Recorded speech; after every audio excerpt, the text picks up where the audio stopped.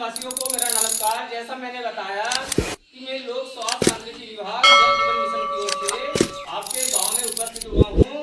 तो जल जीवन मिशन ये क्या है, ये योजना क्या है और इसका उद्देश्य क्या है और इसका क्या काम रहेगा, इसके बारे में पुनः मैं आपको जानकारी बताने जा रहा हूं।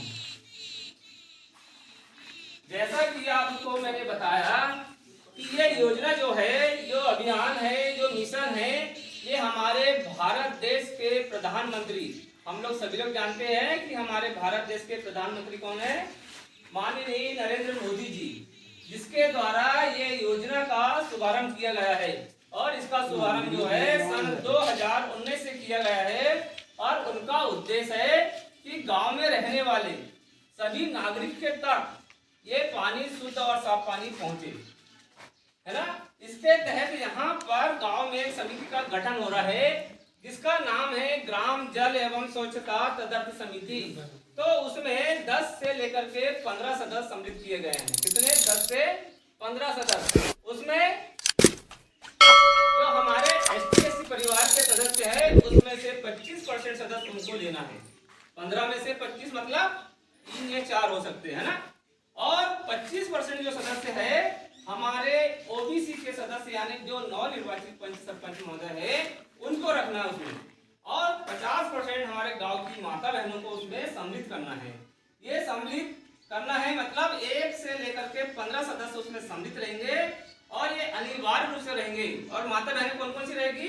एक तो स्व सहायता समूह की दीदी अनिवार्य रूप से रखना है, आंगनबाड़ी की दीदी, आशा कार्यकर्ता दीदी और पंच दीदी और अन्य दीदी, गांव की जो वरिष्ठ माता बहनें हैं, उनको भी इसमें जोड़ना है। इस प्रकार से समिति का गठन होगा और समिति का गठन होने के बाद इनके नाम से एक खाता खुलेगा, समिति के नाम से, जिसके अध्यक्ष हमारे ग्राम पंचायत के सरपंच महोदय जी है और ग्राम पंचायत के जो सचिव महोदय है उस समिति के सचिव हैं। तो इनके नाम से एक खाता खुलेगा और जो हमारी समिति यहाँ गठित हुई है उनका काम रहेगा संचालन करने का, देखरेख करने का, प्रबंधन करने का और क्रियान्वयन करने का और जन सहयोग की राशि अनिवार्य रूप से जमा करने का।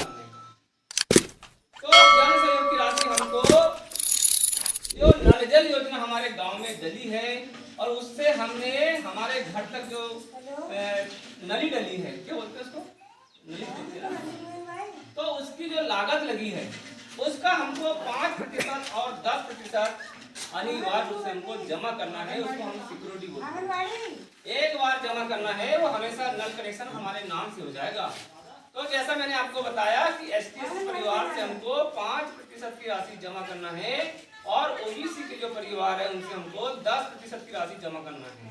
ये 5% और 10% राशि इसलिए जमा करना है कि अगर शासन से हमको कोई चीज फ्री में मिल जाए उसका सही उपयोग होता नहीं है। अगर थोड़ा बहुत भी अंश अगर उसमें हमारा जुड़ा है तो उस नल कनेक्शन में कोई दूसरा फेरबदल नहीं करेगा, कोई नुकसान नहीं पहुंचाएगा।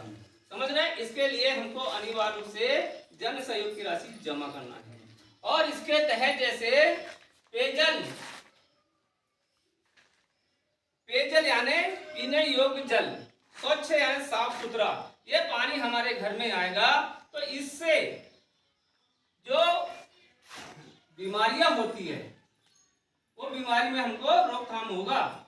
और जल का हमको उचित उपयोग करना है। कैसा उचित उपयोग करना है?